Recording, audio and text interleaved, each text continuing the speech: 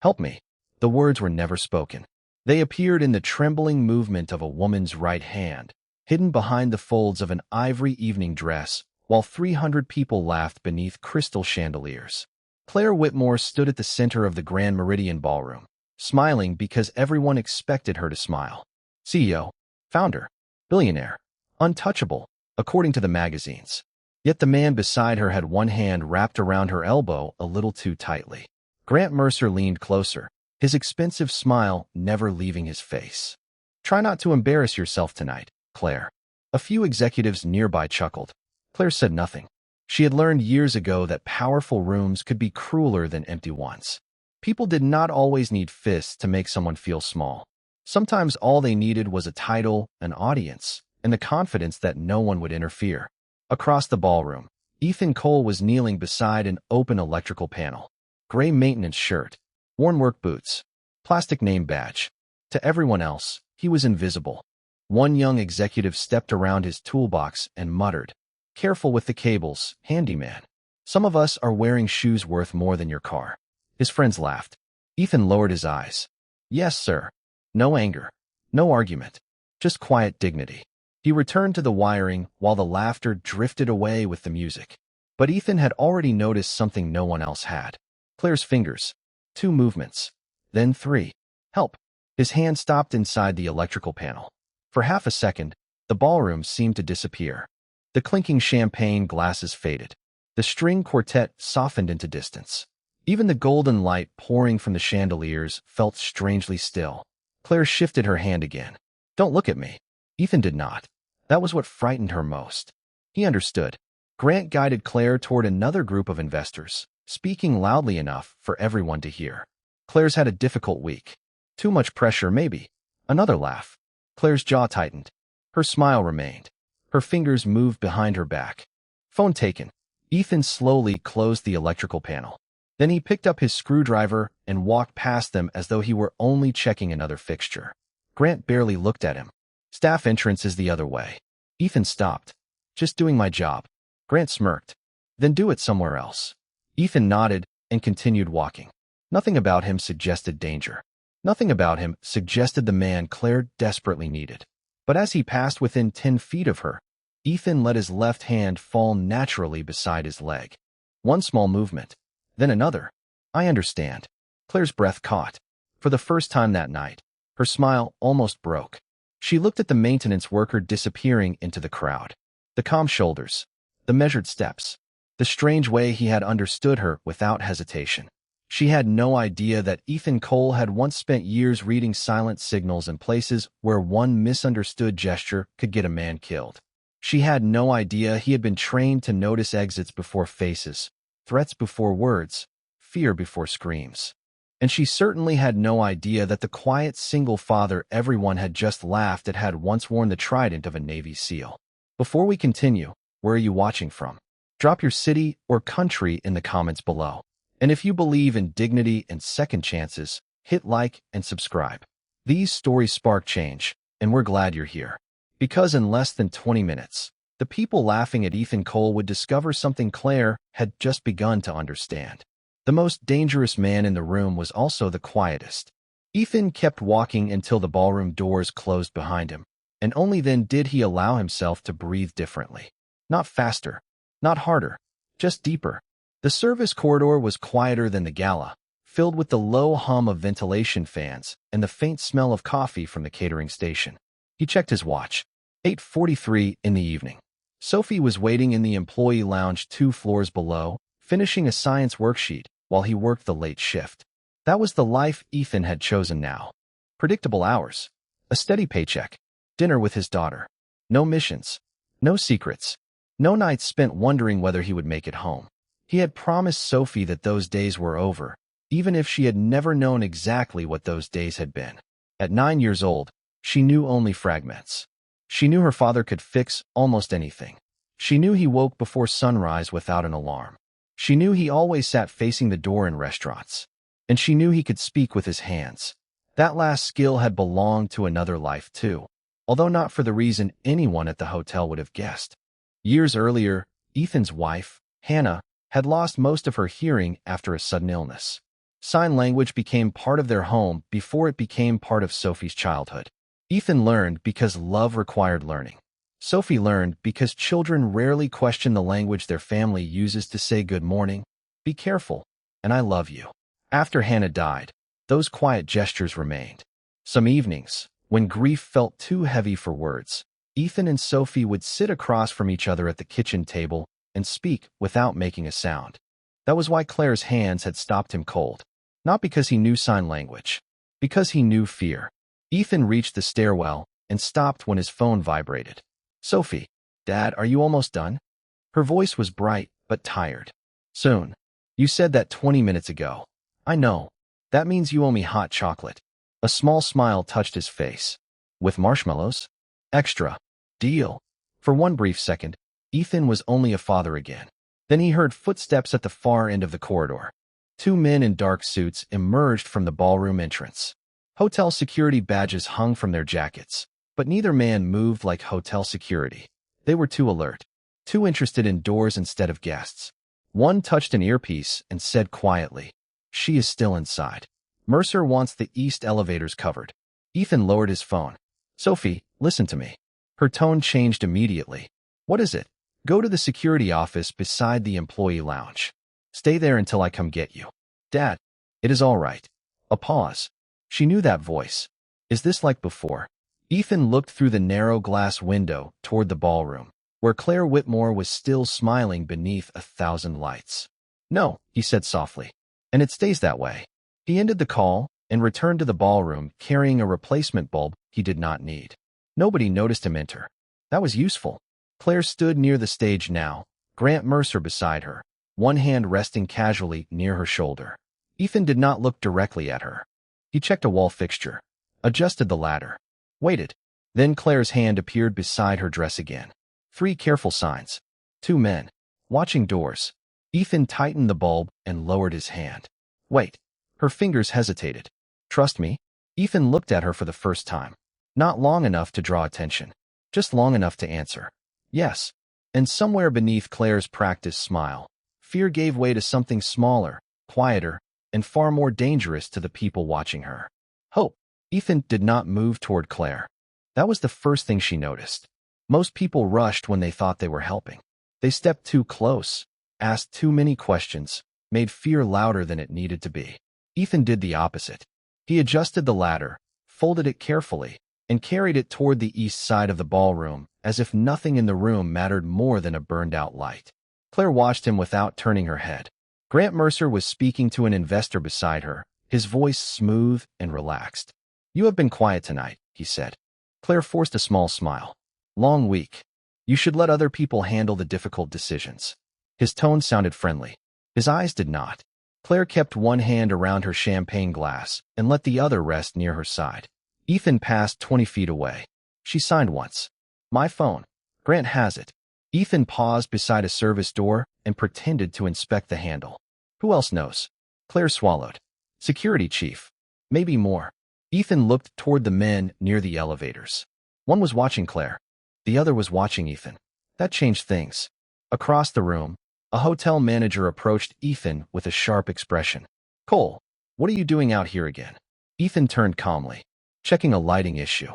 The manager glanced at the crowded ballroom. "Then check it without wandering around the guests. This is a private event." Grant looked over and smiled faintly. "Is there a problem?" "No problem, Mr. Mercer," the manager said quickly. Then he lowered his voice toward Ethan. "Go back downstairs." Claire saw it happen. The dismissal, the assumption, the quiet humiliation of a man being reminded that his uniform placed him beneath everyone else in the room. Ethan did not defend himself. He simply nodded. Understood. The manager walked away. Grant turned back to Claire. "Some people forget where they belong." Claire looked at Ethan. He had already gone back to work. No anger, no wounded pride, just stillness. And that stillness made her curious in a way she could not explain. Ethan reached the wall near the control panel and checked his watch. 8:48. Sophie was secure downstairs. The east elevators were covered. The main entrance was too public. The service corridor behind the kitchen had 1 camera and 2 exits. He needed Claire there without making anyone realize she was leaving. He picked up his radio. Engineering to ballroom control. I am seeing a voltage fluctuation on circuit 4. A voice answered through static. Copy. Is it serious? Ethan looked toward Claire. Not yet. He opened the panel and made one small adjustment. Half the decorative lights along the east wall went dark. Guests murmured. Several people turned toward the chandeliers. Grant frowned. What is this? The hotel manager hurried toward the control station.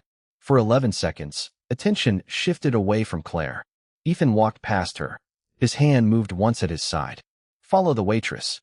Claire saw a young server carrying an empty tray toward the kitchen doors. She set down her glass. Excuse me. Grant reached lightly for her arm. Where are you going? Claire smiled. Ladies' room. He studied her for 1 second too long, then released her. Do not take long. She walked away without rushing. One step, then another. The kitchen doors opened. The noise of the gala softened behind her. Stainless steel counters reflected cold white light. Somewhere, dishes clattered. Claire followed the server through the kitchen, then slipped into the service corridor. Ethan was waiting beside a linen cart. Keep walking, he said quietly. She did. How much time do we have? Claire whispered. Not much. How do you know? Ethan looked toward the security mirror at the end of the hall. 2 dark-suited figures had just entered the kitchen behind them. His voice stayed calm. Because they noticed you were gone. Claire kept walking, but the sound of those footsteps behind them changed everything. They were no longer crossing a hotel corridor. They were moving through a narrowing window of time. Ethan pushed the linen cart ahead of them and turned left at the first junction. Do not run, he said. Claire glanced at him. They are following us. That is why we do not run. His voice was so calm that it almost irritated her. You do understand that these people took my phone, locked me out of my own security system, and have been watching me for 3 hours. Yes. And you are worried about looking suspicious? Ethan reached another intersection and checked the convex mirror mounted near the ceiling. I am worried about making them certain. Claire went quiet. Behind them, a door opened. Male voices. Closer now. Ethan guided her through a housekeeping storage room filled with folded towels, cleaning carts, and the clean chemical scent of detergent. He closed the door softly behind them. Claire finally turned to him. Grant has been moving company money for months. Ethan listened. At first I thought it was fraud. Then I found contracts connected to restricted guidance software our defense division developed. Who were the buyers? I do not know yet. Who knows you found it? Claire hesitated. Grant. Ethan's eyes narrowed slightly. Anyone else? My chief of security, Daniel Ross. She gave a bitter laugh without humor. I told him everything this afternoon. Ethan looked toward the door. And tonight he assigned those men to you. Claire's face changed. The conclusion hurt more than the fear. You think Daniel is involved. I think you should stop assuming anyone is not. Silence settled between them. Somewhere beyond the wall, silverware clattered in the kitchen. A ventilation fan hummed overhead. Claire stared at Ethan as if trying to solve a problem that had suddenly become more complicated. Who are you? Maintenance. Do not do that. Do what? Pretend this is normal. Ethan met her eyes. Normal is not useful right now. His phone vibrated. A message from Sophie appeared on the screen. I am in the security office. Mr. Lewis gave me cocoa. Extra marshmallows. Ethan read it twice. Claire noticed the way his expression softened. Your daughter? Yes. She is here. Downstairs. Claire looked toward the door, guilt crossing her face. Then leave. I mean it. You have already helped me more than anyone else in this building. Ethan put the phone away. I am not leaving you with them. Why? He did not answer immediately. The footsteps outside stopped. A shadow crossed beneath the door. Ethan raised one finger. Quiet. Claire held her breath. A man's voice came from the hallway. Check the service elevators. Another answered. Mercer wants her found before the speech. Their footsteps moved away. Ethan waited 5 seconds before speaking. There is a freight elevator about 60 feet from here. It reaches the parking level. Claire nodded. Then we go. Not yet. Why not? Ethan opened the storage room door just an inch and looked toward the ceiling. A tiny red light blinked above the corridor intersection. Camera. He closed it again. Because someone is watching every obvious exit. Claire stared at him. So what do we do? Ethan looked at the electrical access map mounted on the wall. His eyes moved across it once. Then again. We stopped being obvious. 5 minutes later, the Grand Meridian lost power on 3 service floors. Not the ballroom. Not the guest elevators. Only the cameras, badge readers, and corridor lights protecting the route to the underground loading area. Emergency lights glowed red along the floor. Claire followed Ethan into the dim hallway. You planned that quickly. It is an old building. That does not answer my question. Ethan glanced back at her. Good. Then a voice came through the darkness ahead. Mr. Cole. Ethan stopped. Claire froze beside him. Daniel Ross, her trusted security chief, stepped into the red emergency light. His suit was immaculate. His expression was almost apologetic. I was hoping you would make this easier. Claire whispered, Daniel. He looked at her without shame. I am sorry, Claire.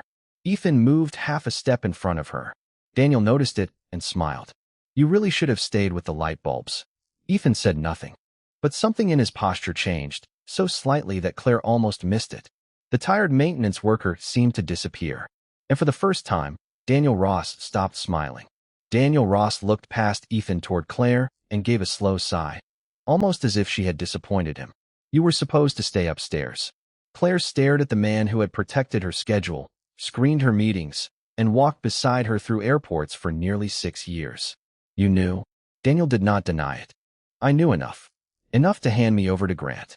Enough to understand that some decisions are bigger than loyalty. Claire's face hardened.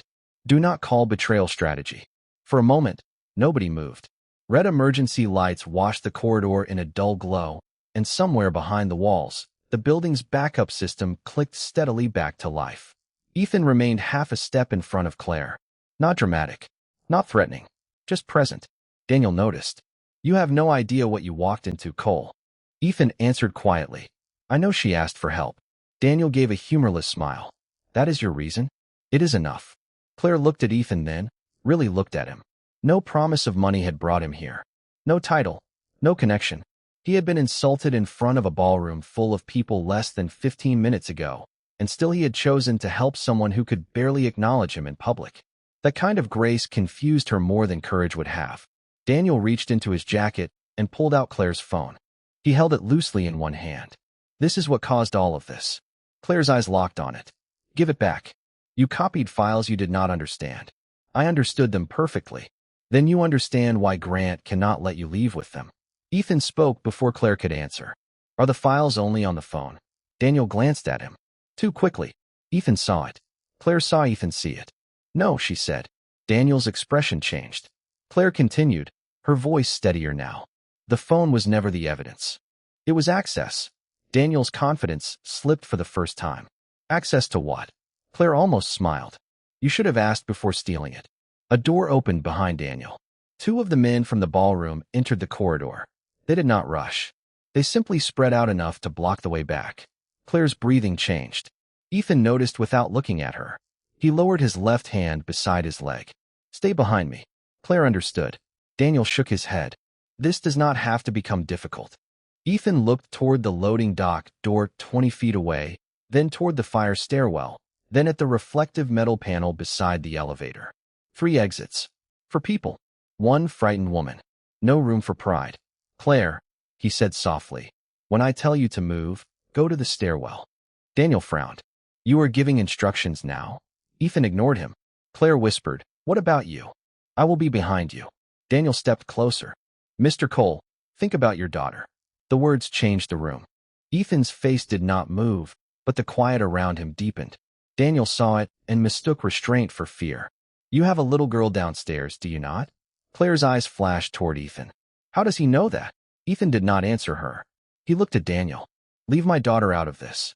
Then stop making this harder than it needs to be. Ethan's voice stayed low. You already made it harder when you brought her into it. The emergency lights flickered once. Claire watched Ethan's hand move at his side. 3. Her heart began to pound. 2. Daniel was still talking, but she barely heard him. 1. Ethan reached for the wall panel, and the corridor lights went completely dark. Darkness swallowed the corridor, but Ethan did not move like a man who had lost his sight. Claire, eyes closed. 3 seconds. She obeyed before she could think. 1. Someone cursed near the elevator. 2. A metal cart rolled across the floor with a sudden crash, drawing every voice toward the wrong side of the hallway. 3. Ethan touched Claire lightly at the elbow. Now. They moved. No shouting. No struggle. Only footsteps, confusion, and the sharp sound of a fire door opening somewhere behind them. Claire kept one hand against the wall while Ethan guided her through the stairwell. Emergency lights glowed faintly below, painting each concrete landing in pale red. They descended one floor, then stopped. Ethan listened. Claire could hear nothing except her own breathing. "Why are we stopping?" she whispered. "Because they expect us to keep going down." He opened the door to the next floor instead. Claire followed him into a deserted conference level where rows of dark glass offices reflected the city lights beyond the windows. "You planned that." I adjusted. "In 3 seconds?" Ethan said nothing. That answer frightened her less than it should have. Behind them, the stairwell door opened. Ethan pointed toward a conference room. Inside, Claire entered, but before Ethan could follow, Daniel's voice carried down the hall. "Cole, this ends now." Ethan remained outside the room. "Go to the far wall," he told Claire. "What are you doing?" "Buying time. You said you would stay behind me." He looked at her. "I am." Then he closed the glass door between them. Claire watched through the dim reflection as Daniel and the two men approached. No one rushed. No one raised a hand. The tension came from something quieter. Daniel stopped about 12 feet away. "You are making a mistake." Ethan's voice stayed level. "Then let her leave." "You know I cannot do that." "Then this is not a misunderstanding." Daniel studied him. "What were you, military?" Ethan did not answer. One of the men beside Daniel shifted his weight, suddenly less confident. "Daniel," he murmured, "we should wait for Mercer." Ethan noticed the hesitation. "That would be wise." Daniel gave a short laugh. "You think a maintenance uniform makes you invisible?" "Usually. Not anymore." Daniel stepped closer. Ethan remained still. Claire pressed a hand against the glass. There was no swagger in him, no need to prove anything. That was what unsettled Daniel most. Ethan seemed to understand the room before anyone else had decided what the room was becoming. Then Daniel's phone rang. He answered immediately. "Yes." His expression changed. "What do you mean she sent it?" Claire's eyes widened. Ethan looked toward her through the glass. Daniel turned away, listening harder. "Find out where." "Now." Claire opened the conference room door. Too late. Daniel spun around. Claire stood beside Ethan, no longer hiding. The evidence was uploaded before the gala started. Copies went to outside counsel, the board audit committee, and a federal contact. Daniel stared at her. "You are bluffing. You spent 6 years protecting me. You should know I do not bluff." Silence. Then Ethan's phone vibrated. He checked the screen. A message from Sophie. "Dad, 2 police officers just came downstairs. Mr. Lewis says they are asking for you." Ethan's face changed. Not fear. Calculation. Claire saw it immediately. "Police." He nodded. Daniel smiled again, but this time relief had entered his eyes. "Good. Then we can finally explain who caused tonight's security breach." Claire looked from Daniel to Ethan.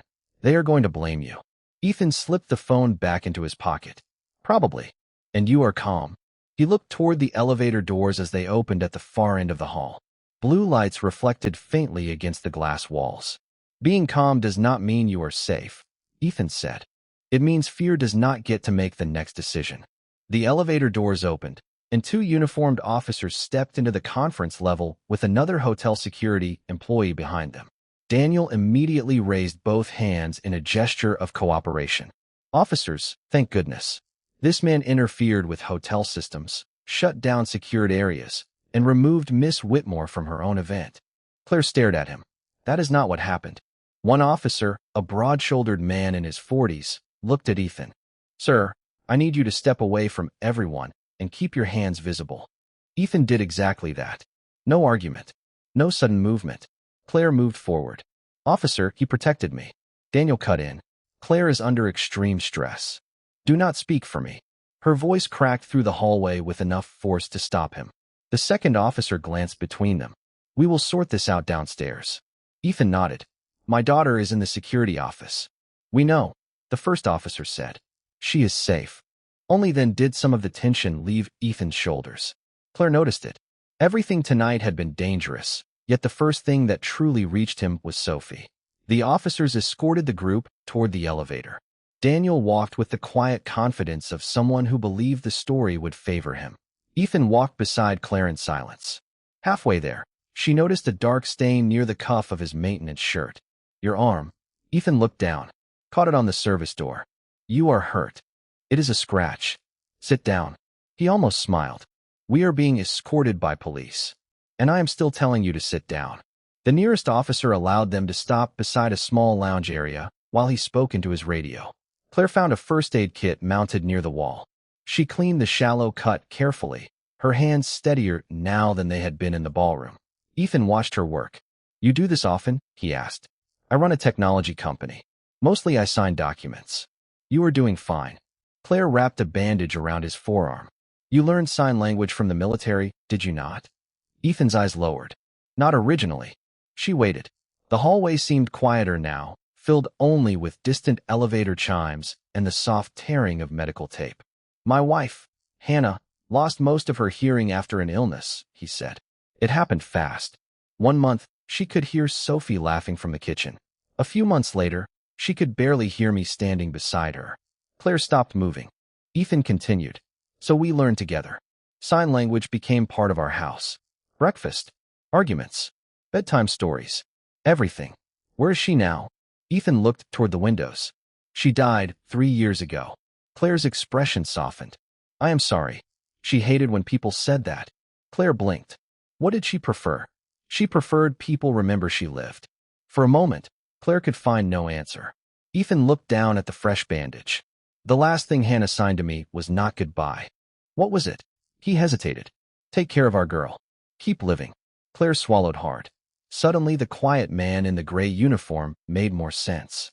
His restraint, his patience, the strange way he carried pain without letting it become cruelty. Before Claire could speak again, Sophie appeared at the far end of the hall beside an older security guard. Dad. Ethan stood immediately. Sophie hurried toward him and stopped when she saw the officers. Then she looked at his bandaged arm. You said this was not like before. Ethan crouched until they were eye level. It is not. Promise. Promise. Sophie studied him, then hugged him tightly.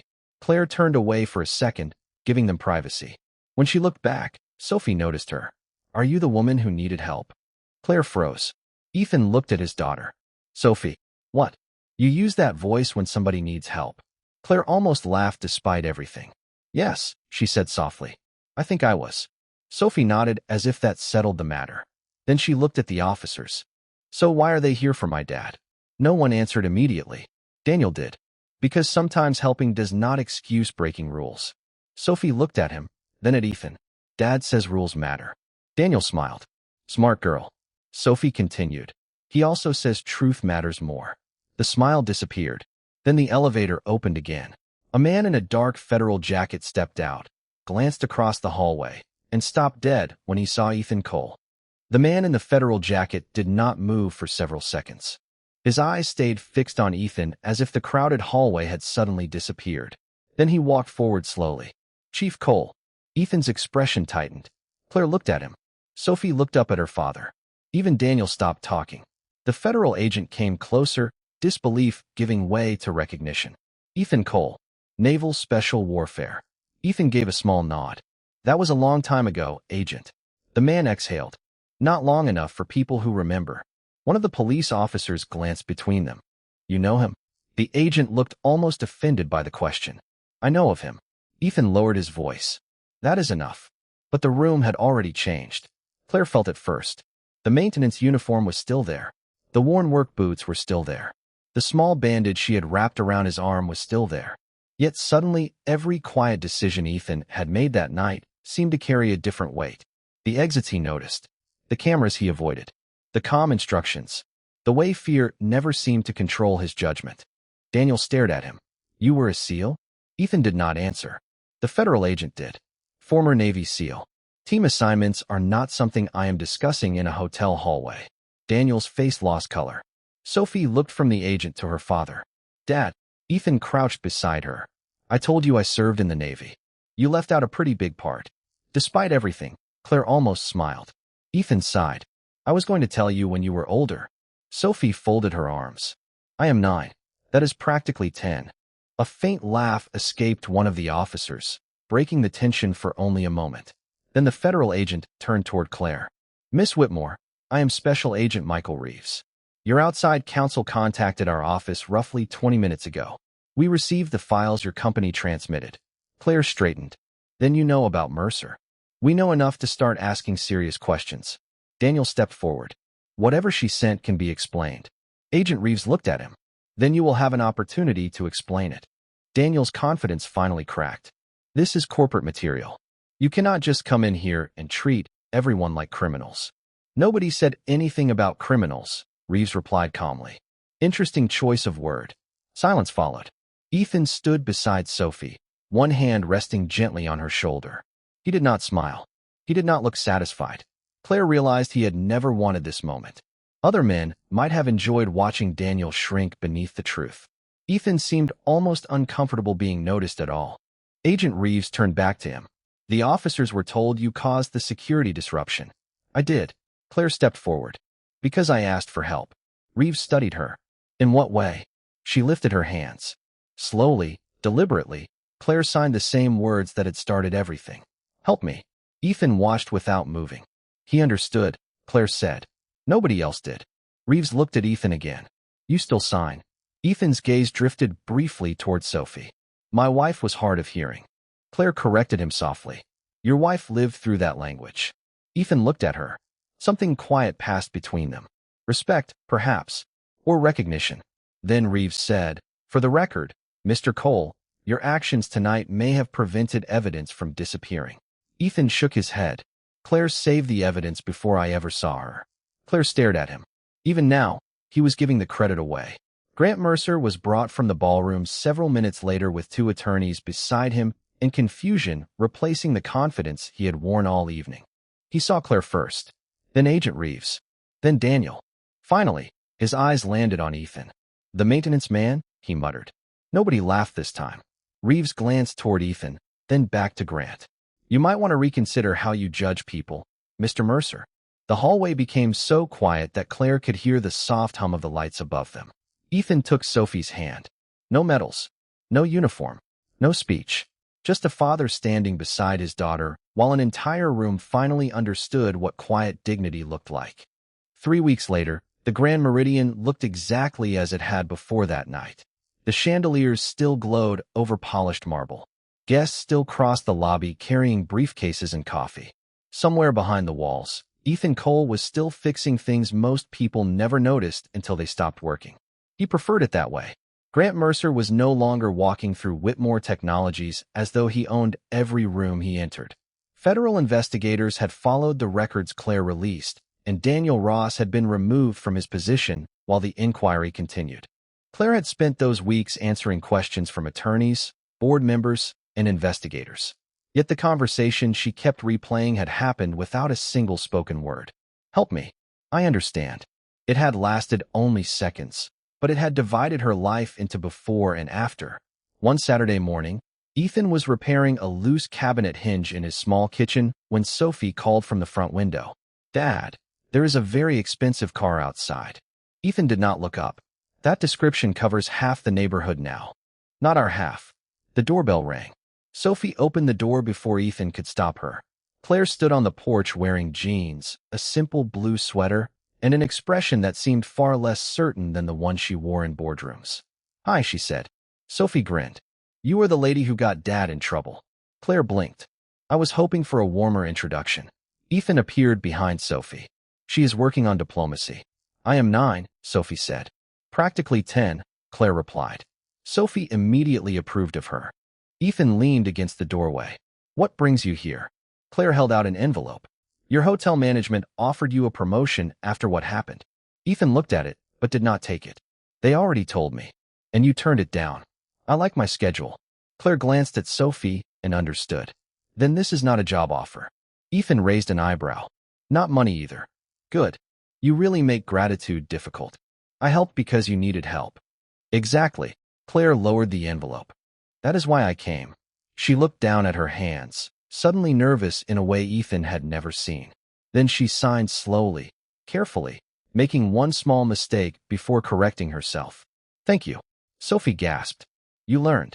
Claire smiled. I have been practicing. Ethan answered with his hands. You are welcome. Claire hesitated, then signed again. I was wrong about people. Ethan watched her. Claire spoke this time. I spent years believing power meant never needing anyone. Then the people with titles betrayed me. and the man everyone treated like he did not matter was the one person who listened. Ethan looked toward the quiet street. People are usually more than the room decides they are. Including you. Including you. Claire smiled faintly. Sophie stepped between them. Are we going to stand in the doorway all morning? Ethan looked down. What do you suggest? Hot chocolate. Claire glanced at him. Extra marshmallows? Sophie pointed at her. Definitely keep her. Ethan almost laughed. Later, the three of them sat around the kitchen table while morning sunlight crossed the worn wooden floor. Claire listened as Sophie told stories about Hannah, not sad stories, but living ones. The time she burned pancakes. The songs she signed badly on purpose. The way she could make Ethan smile when he wanted to stay serious. Claire finally understood what he had meant. Remember that she lived. When it was time to leave, Claire stood on the porch and turned back. She signed one final question. Can I come back? Ethan looked at Sophie. Sophie nodded with exaggerated seriousness. Ethan faced Claire again and lifted his hands. Second chances. Claire's eyes filled, but she smiled. Months later, nobody at Whitmore Technologies talked about the maintenance worker who had once been mocked at a gala. They talked about Ethan Cole, the man Claire invited to advise the company on veteran employment and accessibility programs, though he still refused an executive office. He kept his hotel job 3 days a week. He kept taking Sophie to school. He kept living quietly. And Claire kept coming back. Not because he had once been a Navy SEAL. Not because he had saved her reputation or helped expose a betrayal. She came back because when fear had taken away her voice, Ethan had listened. In the end, that was the truth none of them forgot. Strength did not always enter a room wearing medals. Courage did not always announce itself. And dignity never needed to shout. Sometimes it was simply one quiet person seeing another person in trouble and answering, without hesitation, I understand.